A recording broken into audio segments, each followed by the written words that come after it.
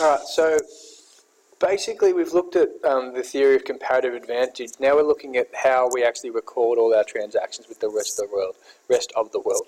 So where do we record them? What accounts do they belong to? What is meant by the overall balance of payments? So basically our transaction with the rest of the world can flow into a whole range of different things. It includes exporting and importing, it includes foreign aid, purchasing and selling of equity, so that involves buying and selling shares, foreign companies buying businesses in Australia, etc., etc. It includes dividends and rent, so any money that we receive from our shareholdings overseas or we pay to foreign investors, rent that we pay to foreign investors who invest in Australia, the payment of interest, so any interest we owe on our foreign debt. All of these transactions have to belong somewhere and belong in either the current, the capital or the financial account. So the balance of payments measures Australia's international trade and capital flows from other countries all around the world. So it's an overall balance of all money, a statistical record of all financial transactions with the rest of the world. So basically what it means is whenever money is flowing in or out of Australia for any transaction, whether it belongs to a current transaction or a transaction with a future obligation, it belongs in the balance of payments in either the current or the capital and financial account.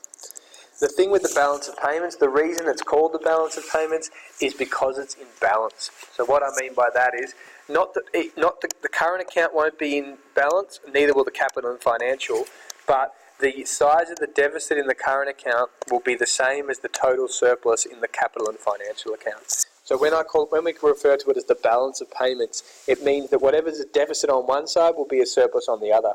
So some countries will have the capital and financial account in the deficit and the current account in the surplus, but it's important to recognise that whatever this one is in deficit, the other one must be the same size in surplus and vice versa.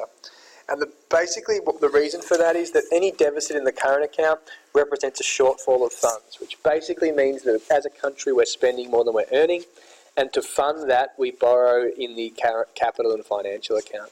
So any excess of debits over credits in the current account will mean that there'll be an excess of credits over debits in the other account.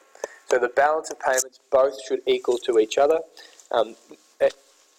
Whatever the deficit is in one side will be a surplus on the other side. With the current account, and we're going to look in the next video at the sections of the current account, but the current account records all transactions with no future obligation. So any transaction that involves parties where there is no future obligation associated to the transaction. So what I mean by that is it's not going to include any loans, it's not going to include any issuing of equity. It also doesn't include when foreigners put money in Australian banks, because technically that transaction involves us having to pay them back because they want their money back. It involves basically when the transaction is done and completed straight away. So if we give foreign aid to another country, for example, after we give that foreign aid, the transaction is done. We don't expect the money back, it's aid. If we were to issue them a loan, that would be different, that wouldn't be in the current account.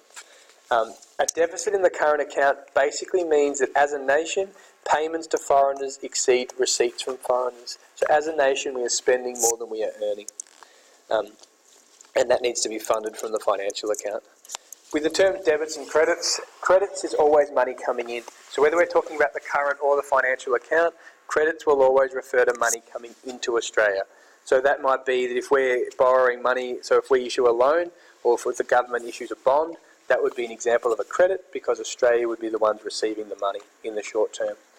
Debits are money coming out of Australia. So if we were to lend money to overseas or when we buy imports, just think about the transaction and think about who's getting the money at that point in time. If it's Australians when the initial transaction occurs, then it is a credit. If it's an overseas party, then it's a debit. So for example, if we were to buy shares in McDonald's, then we have to pay McDonald's for those shares. That would be an example of a debit in the financial account. We'll look at the 4 subsections in the next video.